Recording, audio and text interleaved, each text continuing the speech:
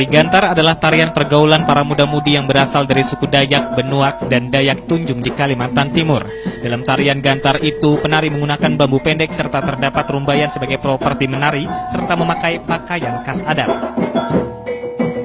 Tarian ini juga menggambarkan ekspresi kegembiraan para penari dan keramahan masyarakat Dayak Benuak dalam penyambutan tamu. Tarian itu sering difungsikan untuk menyambut para tamu atau wisatawan yang hadir pada acara adat di Kalimantan Timur. Tarian ini dulunya dilaksanakan pada upacara tanam padi adat Dayak Benuak. Bambu pendek berfungsi sebagai alat untuk menaburkan benih pada lubang yang siap ditanam. Dalam tarian itu penari juga menghentakkan kakinya. Hal ini menggambarkan menutup lubang yang sudah ditaburkan benih padi. Para penari pun bergembira dengan harapan hasil panen mendatang akan berlimpah. Tari Gantar juga dulunya digelar untuk menyambut para pahlawan yang pulang dari medan peperangan dan ditarikan oleh para gadis-gadis remaja suku Dayak Benuak. Selain itu pula, tari Gantar berawal dari legenda dewa yang dipercaya masyarakat suku Dayak di Kalimantan Timur.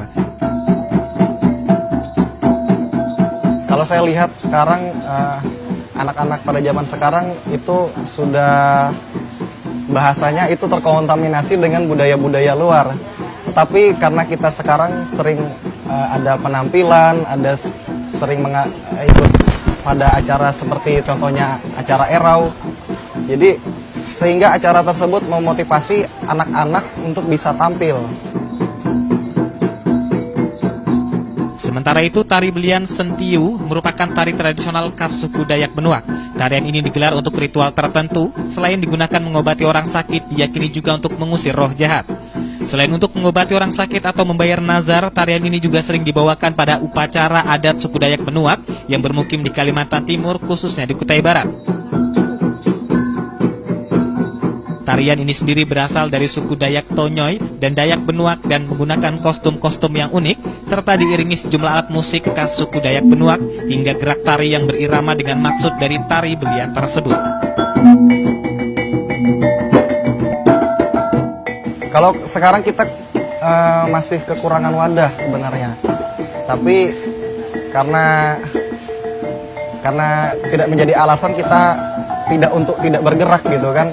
Jadi kita artinya harus bergerak sendiri tanpa ada istilahnya bantuan-bantuan dari luar maupun ini kita ada di satu sanggar, kita bisa latihan di sana, ya kita adakan langsung di sana.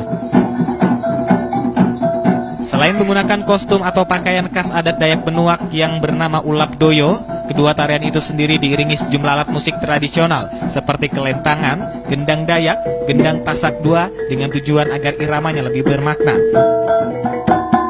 Tanya itu saja, semakin asik suara musik yang dimainkan, semakin energik pula para penari untuk menarikan tariannya di hadapan sejumlah penonton maupun masyarakat yang sedang menyaksikan. Ya harapan saya besar karena memang sekarang banyak teman-teman yang udah artinya nggak peduli lagi dengan tradisi tersebut. Artinya bermalas-malasan untuk mempelajari tradisi kita. Karena kalau kita belajar tradisi itu asik. Nah, jadi artinya ada sesuatu jiwa atau roh di sana.